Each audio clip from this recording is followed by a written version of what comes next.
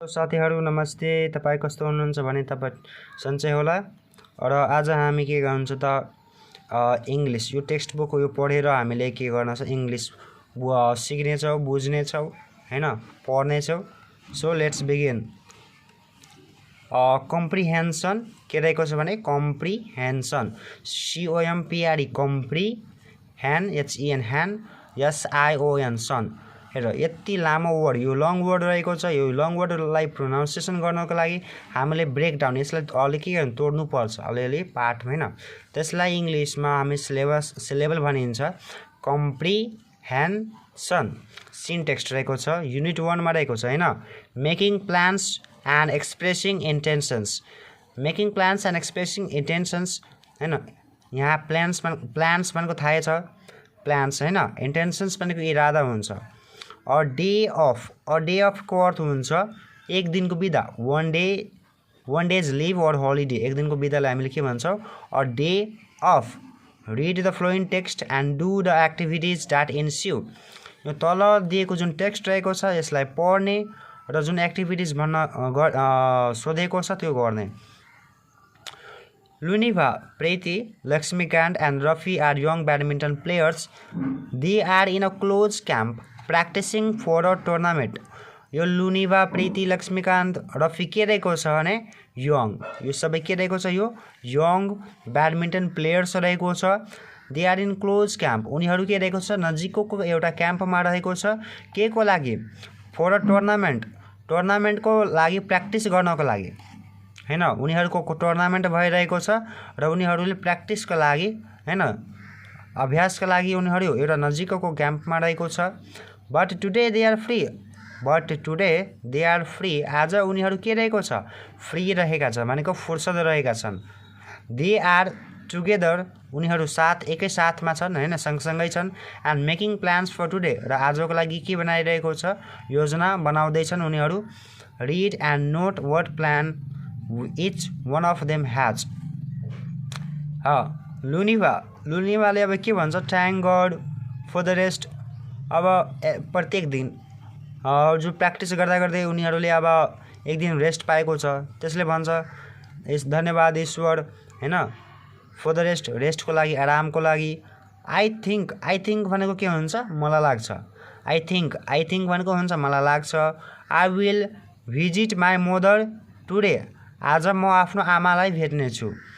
त्यसपछि भन्छ यो प्रीतिले के भन्छ अब यो प्रीतिले के अब यसको इन्टेन्सन्स इरादा रहेको छ।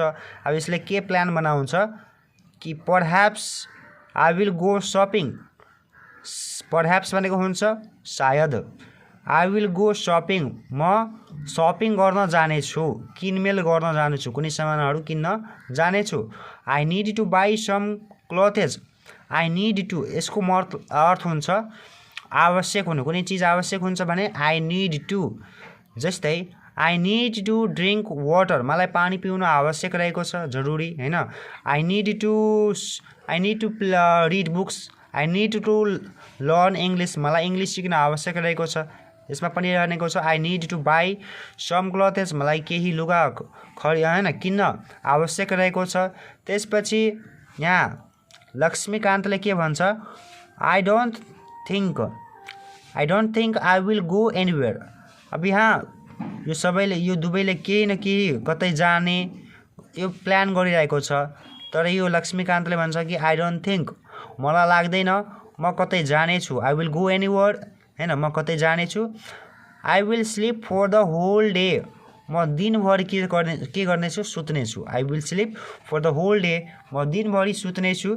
त्यसपछि रफीले भन्छ अब केसले सोध्छ इन्टेन्सन्स के रहेको छ यसको इरादा। I will be watching a movie on the TV म टिभीमा मुभी हेरिरहेको हुनेछु हैन फिल्म हेरिरहेको हुनेछु। I think I will wash my dress in the afternoon. I think मलाई लाग्छ I will wash my dress in the afternoon हैन दिउँसोमा आफ्नो ड्रेस लुगा धुनेछु। त यो यति पढेपछि अब हामीले के गर्ने त जुन भोक्याबुलरी रहेको छ भोक्याबुलरी यो जति यसमा भोक्याबुलरी युज भएको छ सबै यहाँ हामीले यता पढिरहेको छ यो पढ्ने बुझ्ने याद गर्ने। A day off a day अफको अर्थ हुन्छ एक दिनको बिदा। I have already told you one day's leave or holiday. Tournament रहेको छ भनेको यसको अर्थ हुन्छ गेम कम्पिटिसन, स्पोर्ट्स कन्टेस्ट भनेको खेल प्रतियोगिता।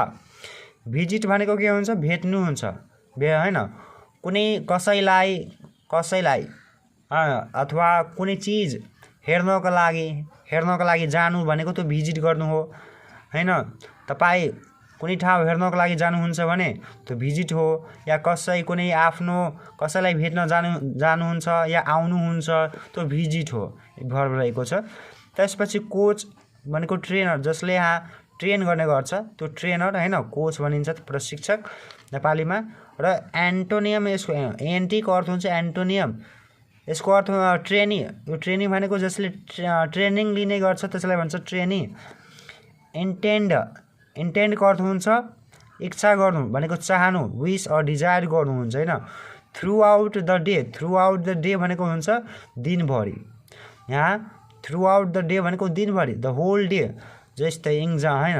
अबदेखि तपाईँले आफ्नो मनमा सोच्नुहुन्छ कि म दिनभरि यस्तो यो गर्छु हैन, केही गर्छु दिनभरि। त इङ्ग्लिसमा याद राख्नुहोस्, दिनभरिलाई इङ्ग्लिसमा के भनिन्छ थ्रु आउट द डे। जस्तै म दिनभरि फिल्म हेर्नेछु, I will watch movie throughout the day. म दिनभरि सुत्नेछु, I will sleep throughout the day, दिनभरि म सुत्नेछु। I will play games throughout the day, म दिनभरि गेम्स खेल्नेछु। त्यसपछि छ गो सपिङ भनेको हुन्छ किनमेल गर्नुहुन्छ भनेको बाई समथिङ, केही खरिद गर्नु, किन्नु, त्यो भयो गो सपिङ हैन। त्यसको गो सपिङ भनेको किनमेल गर्न जानु हैन, सपिङ गर्न जानु। त्यसपछि फ्री भनेको हुन्छ फुर्सद हैन, एन्टोनियम बिजी, यो थाहा छ हामीलाई। वास भनेको हुन्छ क्लिन, धुनु र मुभी भनेको फिल्म हुन्छ, चलचित्र हैन। यति थियो हामीलाई पढ्नु र यति भोक्याबुलरी थियो हामीले पढ्नुपर्ने।